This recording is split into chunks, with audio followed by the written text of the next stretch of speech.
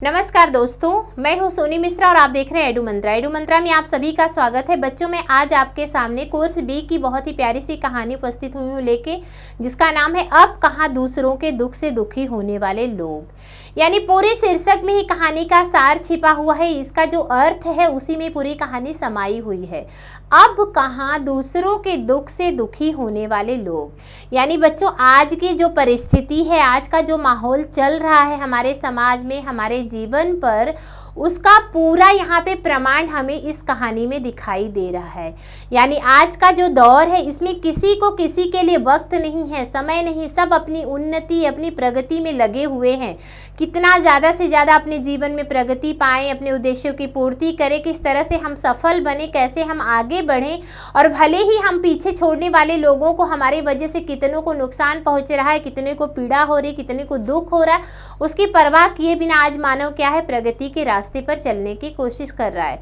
प्रगति किसी को नुकसान देके नहीं, किसी के दुख दर्द को ना समझने से नहीं मिलता है। अब ये कहानी जो है, अब कहाँ दूसरों के दुख से दुखी होने वाले लोग, ये हमारे निदा फाजली जी की कहानी है, जिसमें उन्होंने बताया है बच्चों की प्रकृति क्या है, प्रकृति के बारे में बताया है। थोड़ी जानकारी हमें प्रकृति के बारे में बताया है, और फिर बहुत सारे ऐसे पैगंबर के बारे में बताया है, और फिर हमें हमारे जो अलग अलग धर्म जाति हैं, उस धर्म के सुलेमान, जैसे कुरान में सुलेमान जो प्रमुख राजा, जो बादशाह थे, उनके बारे में बताया गया।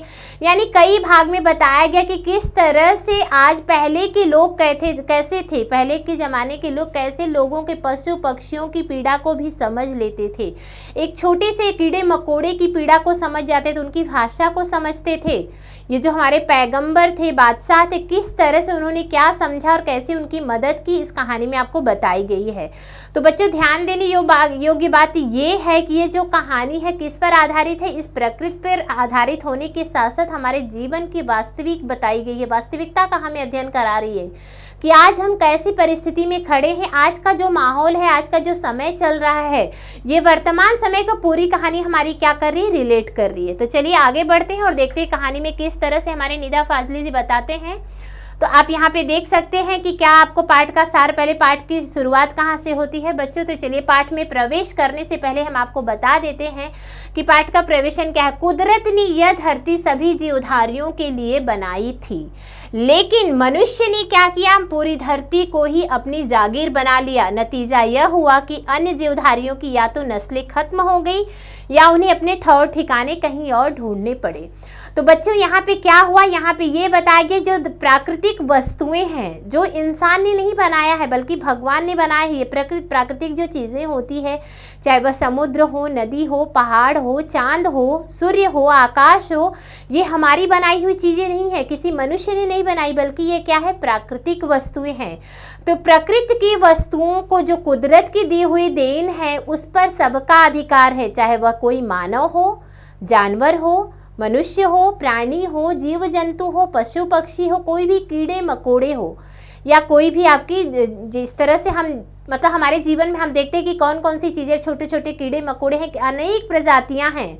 तो सबको बराबर का अधिकार है किस चीज़ का, प्राकृतिक वस्तुओं को मतलब अपने जीवन में इस्तेमाल करने का। यानी प्राकृतिक जो देन है उसे हम सिर्फ मानव का अधिकार नहीं है, लेकिन मानव बाकी जीवों के अधिकार को क्या कर रहा है, किस तरह से अपनी तरफ खींच ले रहा है, और उनकी जो छोटे छोटे जीव या पशु पक्षी जानवर है, उनकी नस्ल ही खत्म होती जा रही है। कैसे नस्ल खत्म होती जा रही, यानी हमारे देश की जैसे जैसे आबादी बढ़ती जा रही है बच्चों, वैसे वैसे हमारी ज़रूरतें बढ़ती जा रही है।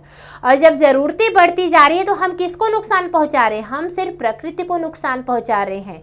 और प्रकृति को नुकसान पहुंचाने के बाद हमारे ऊपर खुद की बहुत सारी बीमारियां, बहुत से दुष्प्रभाव उसका पड़ता है, जिसकी वजह से हम अलग अलग बीमारी के शिकार होते हैं। आज अगर हम बात करें कोरोना वायरस, जो इस समय की सबसे गंदी बीमारी, सबसे घटिया बीमारी है, जो हमारे जीवन को अस्त व्यस्त करके रखी, हमारी जो प्रगति, हमारे जो सफलता का कारण, जिस तरह से हम सफल हो रहे थे, अपने जीवन में प्रशस्त थे, लेकिन इस बीमारी के कारण हम कितने पीछे हो गए हैं। तो कारण क्या है, प्रकृति को नुकसान पहुंचाना। हमने हमारे वातावरण को नुकसान पहुंचाया, जिसका दुष्प्रभाव अभी हमें देखने को मिलता जा रहा है। तो चलिए अब हम कहानी की तरफ रुख करते हैं और देखते हैं कि कहानी में क्या क्या बताया गया है और किस तरह से इसको प्रकृति से रिलेट किया गया है। तो फिर से हम ध्यान देते हैं बच्चों कि अभी देखा कि जब हमारे जीव, हमारे प्राणियों, हमारे सभी जीव जंतु जानवर पशु पक्षी सबको प्राकृतिक वस्तुओं का पूरा अधिकार था, लेकिन मानव अपनी लालच में क्या कर रहा है, उस पर सिर्फ अपना अधिकार जता रहा है, जिससे हमारे पशु पक्षी और अनेक प्रजातियों का क्या हो रहा है, उनकी नस्ल खत्म होती जा रही है। तो यहाँ पे इतना भर हो रहा होता तो गनीमत होती है, लेकिन आदमी नाम के इस जीव की सब कुछ समेट लेने की भूख यहाँ पूरी नहीं होती है। यानी जीव जंतुओं का नस्ल खत्म करने के बाद भी ये मानव जाति जो है इसकी भूख अभी भी मिट नहीं रही है बच्चों, बल्कि क्या हो रहा है, अब वह अन्य प्राणियों को ही नहीं, खुद अपनी जात को भी बेदखल करने से जरा भी पीछे नहीं हटता। उसे ना तो किसी का सुख दुख की चिंता है, ना ही किसी को सहारा देने की इच्छा है।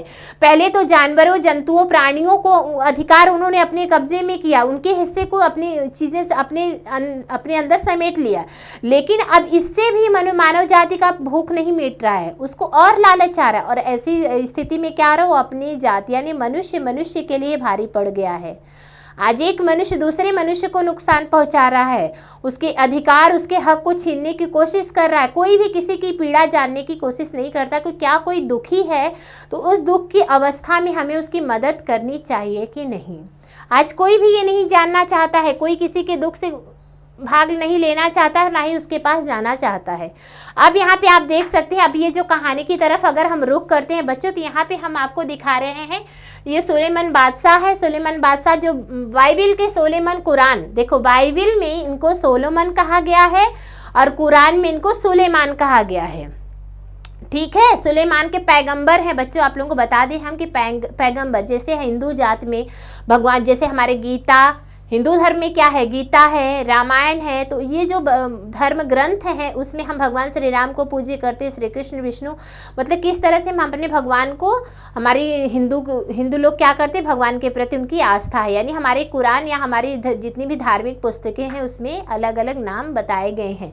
ठीक उसी प्रकार से यहाँ पे जो सुलेमान के बारे में हम बता रहे बच्चों, ये बाइबिल के सोलोमन के नाम से जाने जाते हैं। बाइबिल के सोलोमन बोला जाता है और इनको कुरान में सुलेमान कहा जाता है। तो सुलेमान का क्या है, ईसा से 1025 वर्ष पूर्व एक रास्ते से गुजर रहे थे। यानी सुलेमान बेटा 1025 वर्ष पूर्व, ईसा 1025 वर्ष पूर्व एक बार सुलेमान एक रास्ते से गुजर रहे थे और वे पशु पक्षियों की भाषा भी जानते थे। उनके रास्ते में कुछ चींटियां आ गई। यानी वो क्या कर रहे, देख रहे हो आप, अपनी सेना के साथ वो घोड़सवारी करते हुए आगे बढ़ रहे हैं।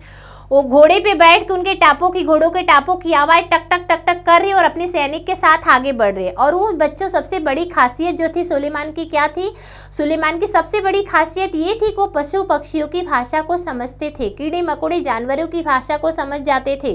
तो जब वो अपने सैनिकों के साथ आगे बढ़ते हैं तो वहाँ पे उनको क्या दिखाई देता है, कुछ चींटियाँ उनके रास्ते से गुजरती हैं। यानी जिस तरह से वो जिस रास्ते से अपने सैनिकों को लेके जाते हैं वहाँ पे कुछ चींटियाँ उनको दिखाई देती। वो चींटियाँ टापों की आवाज़ सुनने के बाद घबरा जाती हैं और सभी चींटियाँ एक दूसरे से कहती हैं चलो चलो बिल में भाग जाते हैं क्योंकि घोड़े आ रहे हैं, वो हमें नुकसान पहुंचाएंगे। तो जब चींटियाँ आपस में बात करती हैं तो सुलेमान कहते हैं कि तुम घबराओ नहीं, मैं तुम्हारे लिए मुसीबत नहीं हूँ, बल्कि मैं क्या हूँ, मैं हूँ मोहब्बत।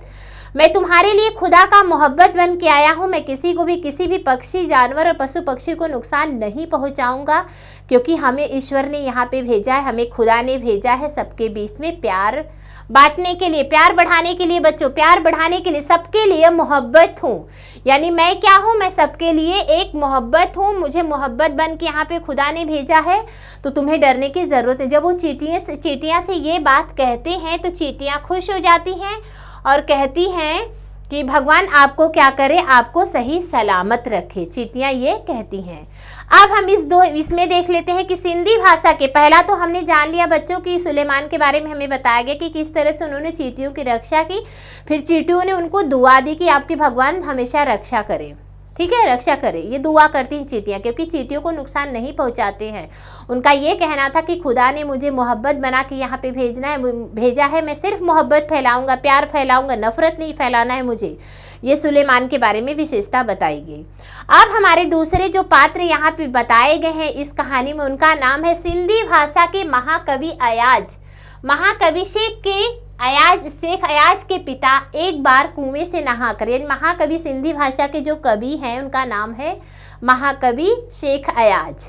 ठीक है, एक बार शेख अयाज के पिता कुएं पे नहाने गए बच्चों, और उनके शरीर पर, उनके बाह पर एक चोटा, चोटा का मतलब चींटी चोटा।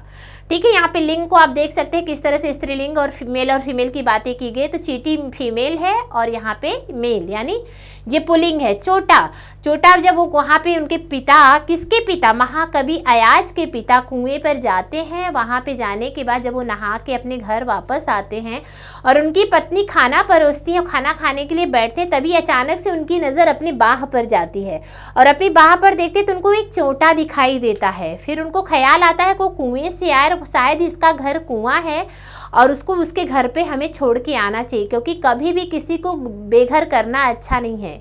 क्या आज भी समाज में ऐसी परिस्थितियां हैं, ऐसी भावनाएं हैं लोगों के बीच में? अगर कोई भी जानवर या कोई भी कीड़ा हमारे सामने आता है तो उसे हम बचाने की कोशिश करते नहीं, हमारे पास वक्त ही नहीं है बच्चों। हमें ऐसा लगता है कि इस छोटी छोटी चीज़ों पे हमें ध्यान ही नहीं देना है। लेकिन ये कहानी बताई गई, ये जो महान पैगंबर जो बने हैं, महान लोग जो थे हमारे संसार में, उन्होंने क्या बताया कि किस तरह से पहले के लोगों के अंदर कैसी भावनाएं थी, लोगों के छोटे छोटे जीवाणुओं को, कीड़े मकोड़े के प्रति उनकी ऐसी आस्था, ऐसी भावनाएं थी।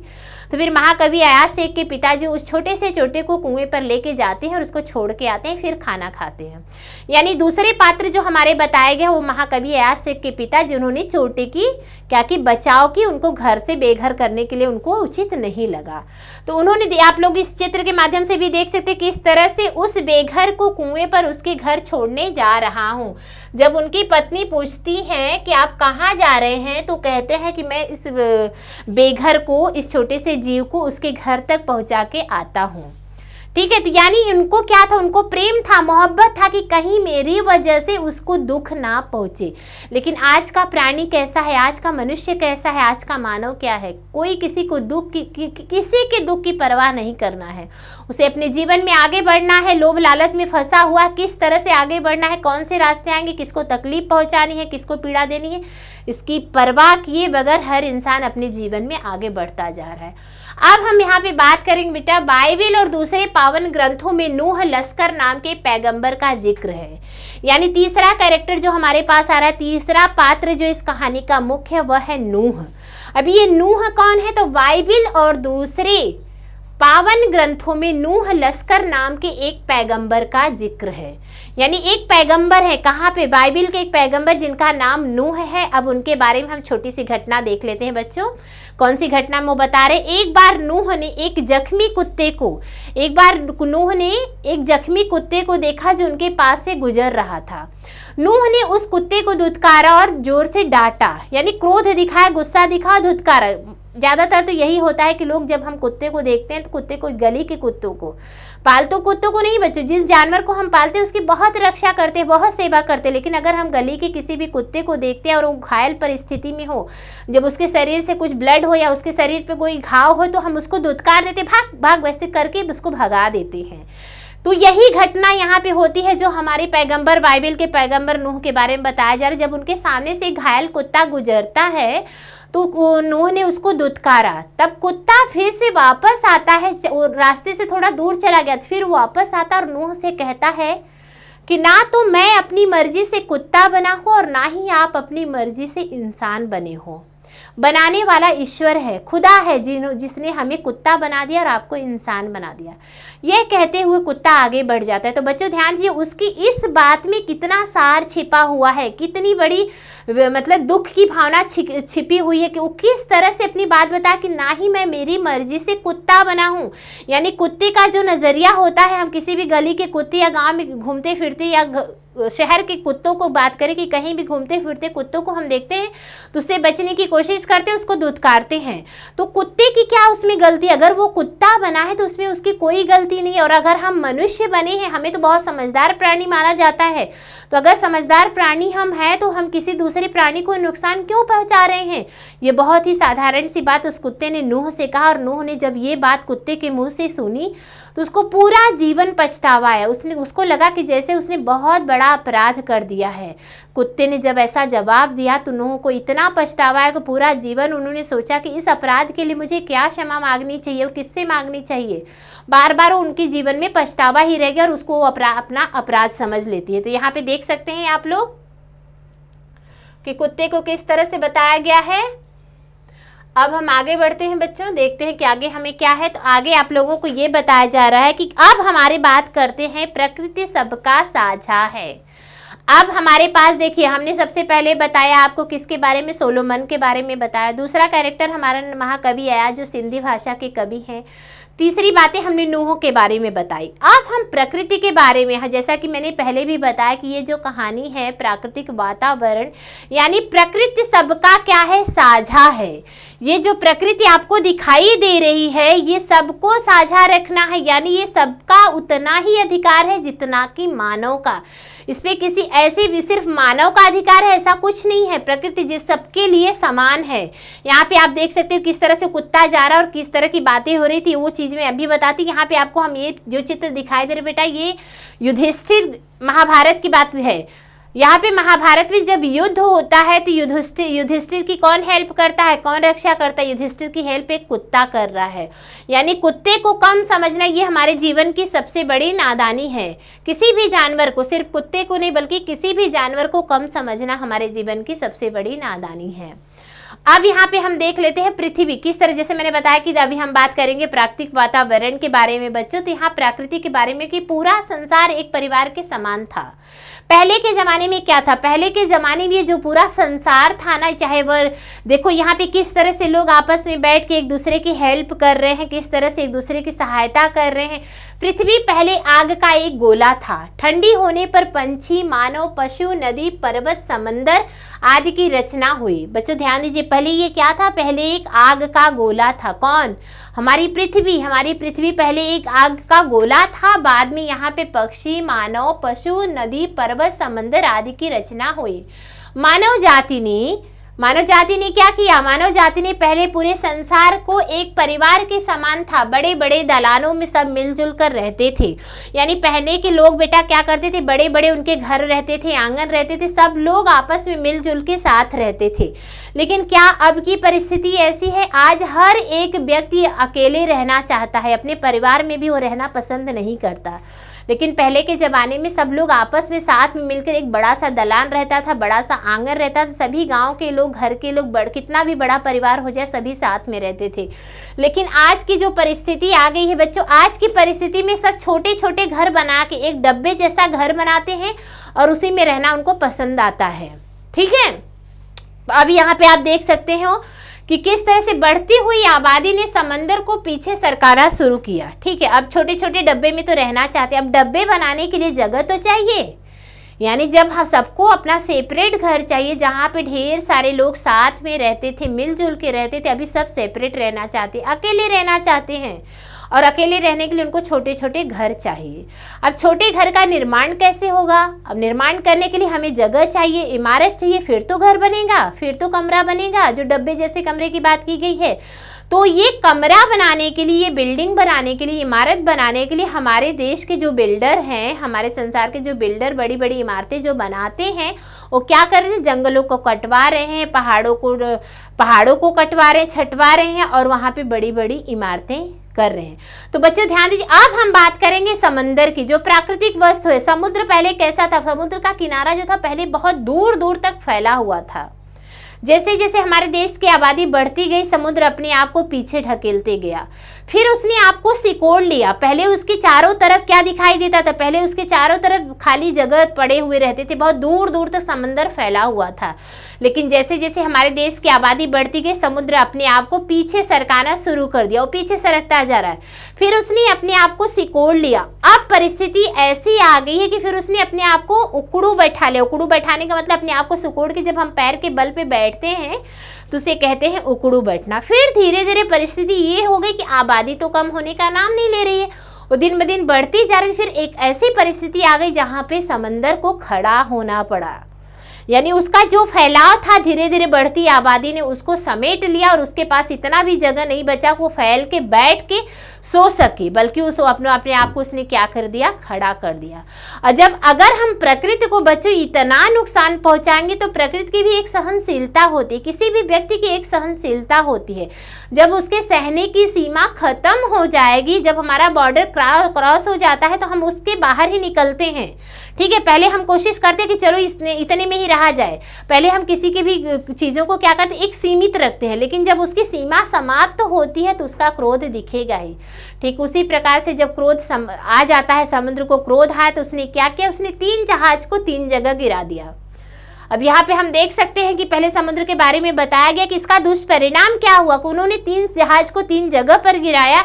पहला देखो, ये देखो बड़ी इमारतें, आप इस दृश्य में देख सकते हैं कि किस तरह से इमारतें बनाई जा रही हैं। और यहाँ पे देखिए बड़ी बड़ी इमारतें, जंगलों को काट कर यहाँ पे बिल्डिंगें बना दी गई। फिर धीरे धीरे वहाँ पे समुद्र के किनारे बड़े बड़े होटल बना दिए गए, लोगों के रहने के लिए आलीशान व्यवस्थाएं कर दी। क्यों कर दी गई, क्योंकि वहाँ का जो है, वहाँ का जो रेट होता है, वहाँ का जो दाम होता है बिल्डिंगों का, इमारतों का, उसका ज़्यादा होता है। तो यहाँ पे लोभ की वजह से यहाँ पे समुद्र के किनारे बड़े बड़े बिल्डरों ने मकान बना दिया। अब जब समुद्र को क्रोध आए, प्राकृतिक वस्तुओं को जब क्रोध आता है तो क्या होता है, जब प्रकृति को गुस्सा आती है तब हमारे ऊपर आती है आपदाएं, चाहे वह सुनामी के रूप में आए, चाहे वह भूकंप के रूप में आए, चाहे वह किसी बीमारी के रूप में आए। आना तो है ही, क्योंकि सीमा समाप्त हो रही है, प्रकृति की सहने की सीमा अब खत्म हो रही है। और सहने की सीमा जब खत्म होगी, मानव द्वारा फैलाए गए प्रदूषण ने पर्यावरण को तहस नहस कर दिया। अब मनुष्य स्वयं प्रदूषण का शिकार हो गया। देखिए किस तरह से यहाँ पे देख रहे हैं कि किसी को सर दर्द हो रहा है, और ये जो धुएं निकल रहे हैं, जिस तरह से प्रदूषण फैलता जा रहा है, यहाँ पे अलग अलग बीमारियां फैल रही हैं, हमें अलग अलग रोग ग्रस्त करते जा रहे हैं। इसका कारण कौन है, इसका कारण सिर्फ मनुष्य है, प्रकृति नहीं है, कोई जीवाणु नहीं है, कोई जानवर नहीं है। इसका सिर्फ कारण कौन है, सबसे समझदार प्राणी अर्थात मनुष्य।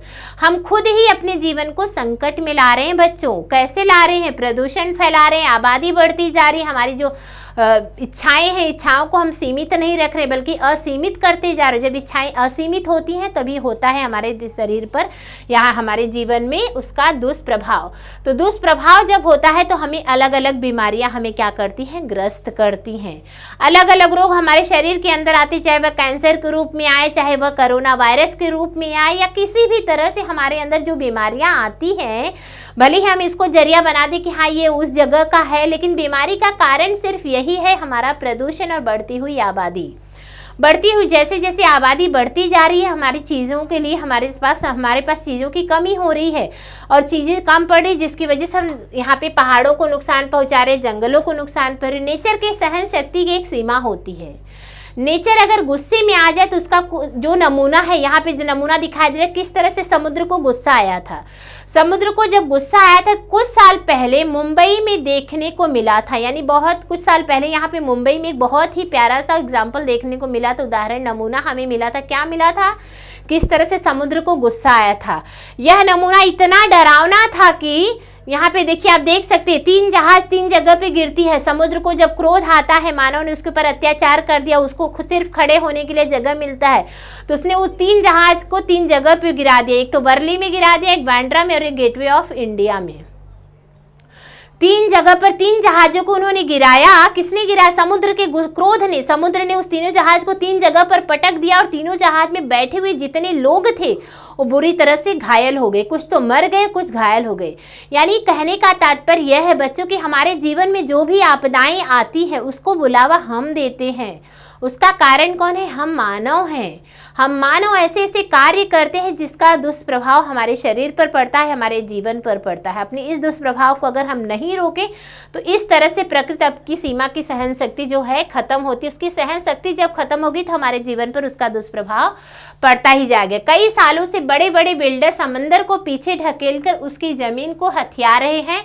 बेचारा समंदर लगातार सिमटता जा रहा था। पहले जैसे मैंने आपको बताया कि पहले वो दूर दूर तक फैला हुआ था, बाद में उसने अपने आप को थोड़ा सा सिकोड़ लिया, फिर वो अपने आप को उकड़ू बैठाया, फिर आज परिस्थिति ऐसी आ गई कि समुद्र को खड़ा होना पड़ रहा है। क्यों, क्योंकि उसके चारों तरफ जिधर भी देखो उधर होटल बने हैं, इमारतें बनी हैं, लोग अपनी सुख सुविधाओं के लिए अलग अलग इमारतों का निर्माण कर रहे हैं। और वहाँ उसकी जो स्थिति है उसके अगल बगल में कहीं भी ऐसा खाली जगह नहीं मिल रहा है जहाँ पे लोग बैठ के सुख शांति से, समुद्र के किनारे लोग क्यों बैठते थे? समुद्र के किनारे उनको सुख मिलता था, शांति मिलती थी।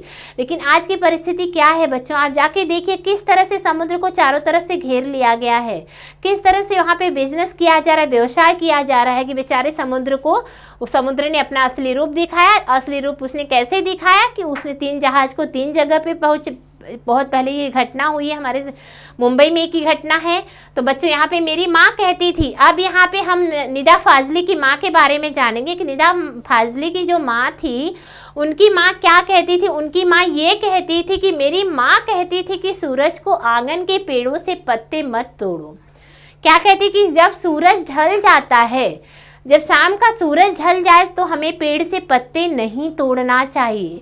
जब दिया बाती का समय होता है, जब हम अपने घर में दिया लगा देते हैं भगवान के सामने, जब दिया जला देते उसके बाद हमें पुष्प नहीं तोड़ना चाहिए। और अगर हमें दरिया या किसी भी नदी के किनारे से गुजर रहे हैं तो हमें दरिया और नदी को क्या करना चाहिए बच्चों? सलाम करना चाहिए, क्योंकि वो हमारे लिए भला करते हैं, हमें दुआ देते हैं। उसके साथ साथ वो बद्दुआ, जो हमारे अंदर की जो बद्दुआ होती है उसको निकाल लेते हैं। और फिर एक बात और निदा फाजली की माँ कहती है कि कबूतरों को कभी भी अपने घर से नहीं भगाना चाहिए, क्योंकि मोहम्मद जो है हजरत के पैगंबर माने जाते हैं, तो इन्हें हमें घर से नहीं भगाना चाहिए। और उसके साथ साथ हमें मुर्गा जो हमें कुकड़ू की आवाज़ देता है वो हमें इशारा करता है, वो हमारे अंदर से जितनी बुराई है वो हमें जगाने की कोशिश करता है। मुर्गा क्या करता है? मुर्गा अपनी आवाज़ से लोगों को जगाता है। तो ये भगवान के दिए हुए इशारे हैं, इसे हमें क्या करना चाहिए? मान सम्मान देना चाहिए और उसको अपने जीवन में पालन करना चाहिए। ये कौन कहता है? ये निदा फाजली की माँ कहती है, निदा फाजली से समझाती है कि कभी भी हमें क्या करना है, शाम के समय यानी सूर्य के ढलने के बाद हमें पेड़ों से पत्ते नहीं तोड़ना चाहिए। अगर दिया हम अपने घर में जला दिए हैं तो उसके बाद हमें पुष्प नहीं तोड़ना चाहिए, फूल को नहीं तोड़ना चाहिए। और दरिया के किनारे से अगर गुजर रहे हो, अगर तुम्हारे रास्ते में कहीं भी नदी, समुद्र या तालाब दिखाई दे तो आपको क्या करना है? उन्हें प्रणाम करना है, क्योंकि वो हमें बद्दुआ नहीं देते, हमें वो दुआ देते हैं। वो हमारी हमेशा नदी तालाब जो है क्या होता है, हमारे लिए दुआ करता है। उसके साथ उन्होंने कबूतर के बारे में बताया बच्चों और मुर्गे के बारे में बताया। तो ये फिर अब पहले की उनकी मानी उन्होंने इस तरह से कहा। एक बात की बात है बच्चों, जब वो ग्वालियर में रहते थे, निदा फाजली अपनी माँ के साथ ग्वालियर में रहते, वहाँ की घटना आपको बता देते हैं। हम ग्वालियर में हमारा एक मकान था, उस मकान के दलान में 2 रोशनदान थे जिसमें कबूतर के एक जोड़े ने घोंसला बना लिया था। एक बार बिल्ली ने उछक कर उस घोंसले को गिरा दिया, जिसमें एक कबूतर का जो बच्चा था, जो अंडा था, गिर के टूट गया। यानी ये जो बात है बच्चों निदा फाजली के घर की बात है। निदा फाजली अपने घर की बात बताते हैं जब वो ग्वालियर में अपनी माँ के साथ रहते थे। उनके बड़े से दलान थी, यानी उनका जो घर था, बड़ा सा बरामदा जैसा एक घर था, उसमें 2 रोशनदान थे। रोशनदान का मतलब ये होता है बच्चों कि आज हमारे घरों में बड़ी बड़ी खिड़कियाँ लगा दी गई हैं, लेकिन पहले बड़ी बड़ी खिड़कियाँ नहीं रहती थी, बल्कि एक छोटे छोटे रोशनदान हुआ करते थे जिससे सूर्य की रोशनी उनके घर में आ सके। तो पहले के लोग उस रोशनदान को बनाते थे, तो रोशनदान में काफ़ी ऐसा जगह रहता था, तो वहाँ पे कोई भी पक्षी आके बैठ सकता था। और उस तरह से वहाँ पे कबूतर आता है और उस घोंसले में अपने 2 अंडे देता है। तो एक अंडा को बिल्ली उछलकर गिरा देती है और टूट जाता है। जब बिल्ली एक अंडे को गिरा देती तो उनकी माँ दूसरे अंडे को बचाने के लिए जाती है और उस अंडे को उठा के दूसरी जगह पर रखने की कोशिश करती है, और गलती से उनके हाथ से वो अंडा भी गिर जाता है। जब अंडा जमीन पर गिरता है, टूट जाता है, तो कबूतर अपने पंख फड़फड़ाते हैं। यानी इस तरह से वो विचलित होता है कि माँ उनकी भाषा को समझ जाती है।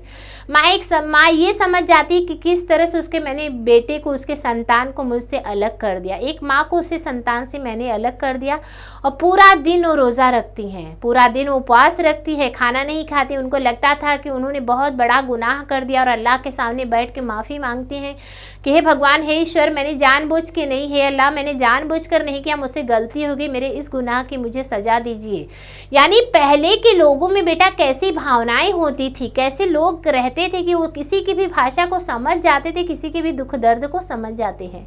लेकिन क्या आज ऐसा है? क्या आज हम अपने किसी भी घर के रोशनदान में कबूतर को जगह दे रहे हैं?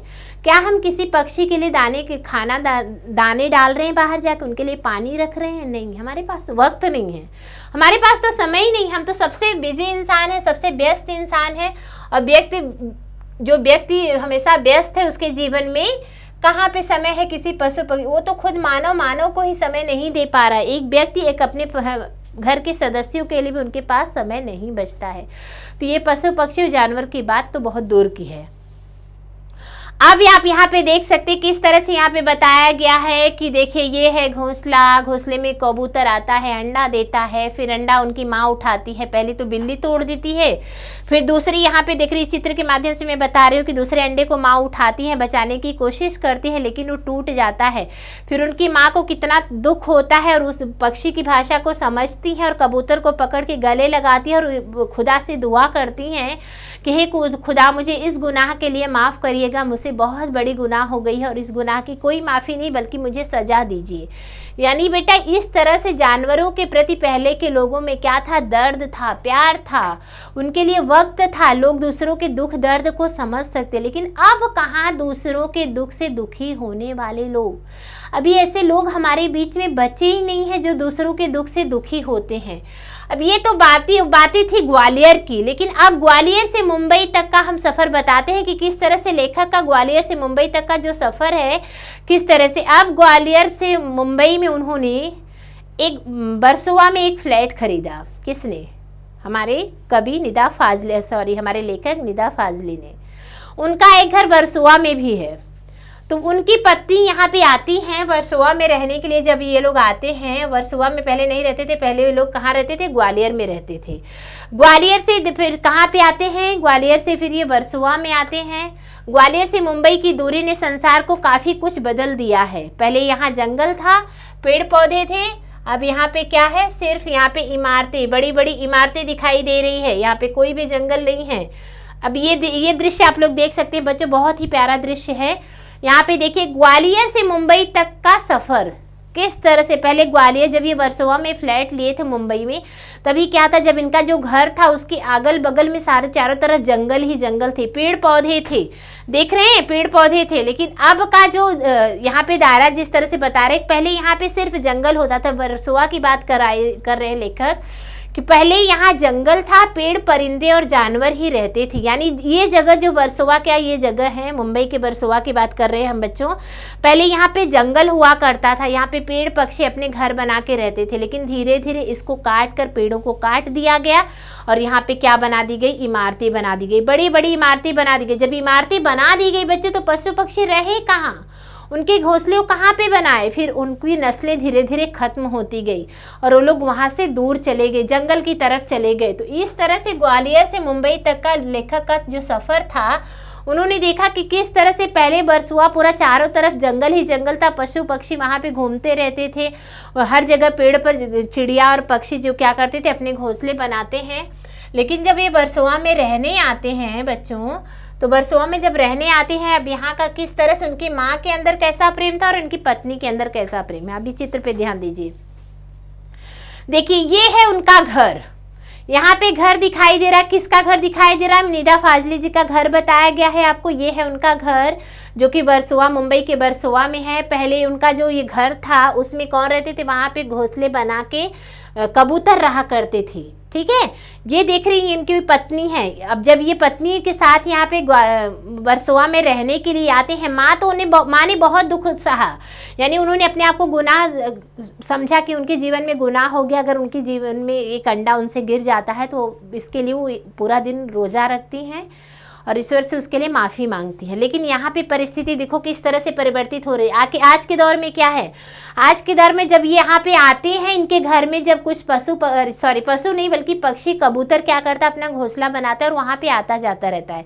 लेकिन जब पत्नी आती है और कबूतर जब आते थे, कबूतर के बहुत सारे संगी साथी भी आते थे, तो जो इनकी जो किताबें रहती थी, कभी किताबों से खेलते, कभी इधर उधर, जैसे आप लोग देखते हो कि पक्षी जो है किस तरह से पंख फड़फड़ा के यहाँ से वहाँ उड़ते रहते हैं, दाना चुगते रहते हैं।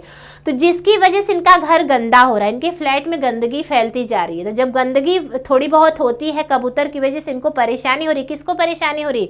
निदा फाजली की पत्नी को। अब यहाँ पे निदा फाजली की जी पत्नी को जब परेशानी होने लगी, अभी इनको कबूतर से कोई मोह माया नहीं, किसी भी पक्षी के प्रति उनकी माँ जैसी भावना जागृत नहीं है उनके अंदर। 2 कबूतरों ने लेखक के घर में एक घोंसला बना लिया है। वे दिन में कई बार आते जाते थे, वे कभी किसी चीज को गिराकर तोड़ देते थे, इसलिए पत्नी ने उनके आसियाने तथा खिड़की पर जाली लगा दी। दोनों कबूतर अब रात भर जाली के बाहर खामोश बैठे रहते हैं। उन्होंने क्या किया, उनके जो नेट था उस पर क्या कर दिया, उन्होंने जाली लगा दिया। जाली लगाने से बेचारे कैद हो गए। अब क्या हो गया, अब तो ना सोलोमन है, ना उनकी जुबान को समझने वाला कोई व्यक्ति है, ना ही नूह है, ना ही महाकवि अयाज के पिता हैं, और ना ही यहाँ पे लेखक की माँ है जो इस पशु पक्षी के दुख को समझ सके। तो पूरी कहानी जो है बच्चों यहाँ पे अब कहाँ, दूसरों के दुख से दुखी होने वाले लोग, दूसरों के दुख से दुखी होने वाले लोग, अभी ऐसा कोई भी नहीं है जो दूसरों के दुख से दुखी होता है। तो इससे रिलेटेड मैं आपके लिए एक गृह कार्य आज लेके आई हूँ। आपको भी बताना है, आपको भी अपनी भावनाएं जागृत करनी है, आपको भी बताना है। क्या बताना है? आपको ये बताना है, यदि आपने कभी पशु या पक्षी की मदद की हो तो उस घटना का वर्णन लिखिए। ठीक है, पहले तो आपको, अगर आपने कभी अपने जीवन में किसी पशु पक्षी का मदद किया है तो उस घटना का आप वर्णन कीजिए। और दूसरा है, एक पौधा लगाकर उसकी समुचित देखभाल करिए। तीसरा है, पशु पक्षियों की सेवा शुश्रूषा के संबंध में जानकारी प्राप्त कीजिए। यानी आज मैं आप लोगों को एक गृह कार्य भी देना चाहती हूँ। मैं जानना चाहती हूँ कि आपका किस तरह से आपकी भावनाएं हैं और आप क्या समझते हैं। अगर आपने किसी पशु पक्षी की रक्षा की है, कभी मदद की है, तो बताइए। और ये गृह कार्य आप लोगों के एग्जाम में भी आपकी मदद करेगा बच्चों। सिर्फ यहाँ पे गृह कार्य देने का मतलब ये नहीं, बल्कि आपको ये लेसन कितना समझ में आया है इस पर आधारित होगा। तो उम्मीद है आप सभी को ये कहानी समझ में आ गई। अब कहाँ दूसरों के दुख से दुखी होने वाले लोग। तो चलिए बच्चों, फिर मिलते हैं अगले वीडियो के साथ। आपके लाइक, आपके कमेंट ही हमारे वीडियो का जरिया है। अब हर बार लाइक, हर बार कमेंट बोलने की तो ज़रूरत नहीं है, लेकिन आपका जो कमेंट होता है बच्चों, हम हमेशा पढ़ते हैं, उसको हम ध्यान से देखते हैं कि हमारे किस बच्चों को क्या ज़रूरत है और किसको ये वीडियो पसंद आ रहा है। तो जितना आप पसंद करोगे उतने ही अच्छे वीडियो आपके सामने आएंगे। जरिया आप हो हमारे उत्साह का, हमारे वीडियो का। तो चलिए फिर मिलेंगे। धन्यवाद।